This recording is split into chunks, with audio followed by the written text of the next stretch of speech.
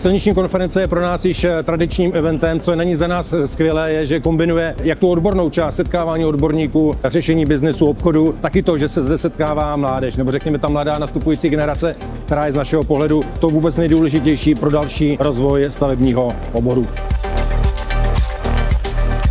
Naše společnost se silniční konference účastní pravidelně a vítáme ji jako cennou výměnu informací. Všichni potřebujeme chytrou silniční síť v městské aglomeraci a tomu jde přímo společnost Brněnské komunikace naproti pomocí nových projektů, a to především 5G technologií a CITS. Kolas se konference účastní pravidelně už mnoho let a je to jedna z věcí, která patří v našem, řekněme, životě naší firmy k těm nejdůležitějším. Z hlediska potkávání se s ostatními firmami a s našimi partnery.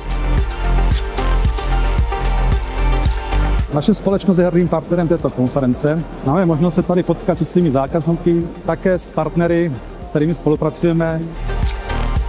Silniční konference je skvělá příležitost potkat všechny lidi z oboru, dozvědět se zajímavé informace, dozvědět se prognózy a představu o budoucím fungování zejména ředitelství silnic a dálnic. A v dnešní době je určitě každá informace zajímavá v oblasti státního rozpočtu.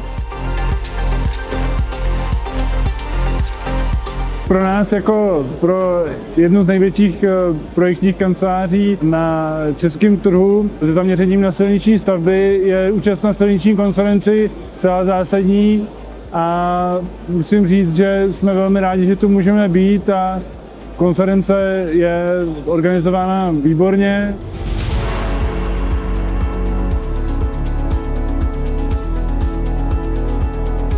Od začátku, jak tady jsme se objevili v České republice, je to pro nás velké překvapení právě, že je tolik zúčastníků těch konferencí.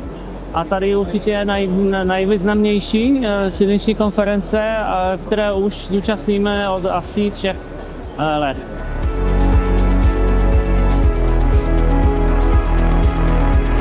Konference je jednoznačně pozitivní a přináší nám samozřejmě setkání s odborníky a v této době samozřejmě už i někdy přátelé, protože jsme tady více než 20 let.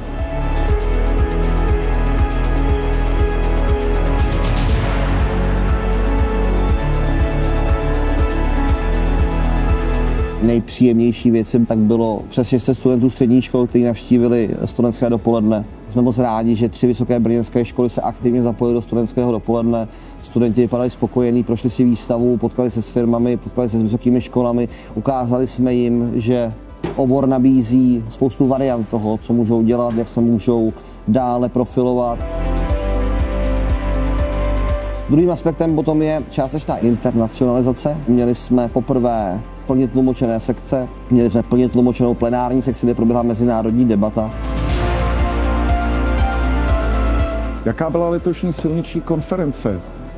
Byla rekordní, 1328 delegátů, mnohem větší výstava, ale zejména, co bych chtěl ocenit, je rozšíření odborného programu. Měli jsme zde spoustu skvělých zahraničních hostů, měli jsme 8 odborných sekcí, 6 exkurzí, 3 workshopy, takže se domnívám, že si každý mohl vybrat to, co hledá, ať už to je společenské setkání, nebo ten odborný program. Dámy a pánové, delegáti, delegátky, studenti, studentky, partneři, rád bych vás pozval na 33. ročník silniční konference, která se bude konat 20. až 21. 10. v Kongresovém centru Praha, kde se na vás budeme těšit a doufám, že pro vás připravíme zase skvělou akci a užijete si ji tak stejně jako letos v Brně.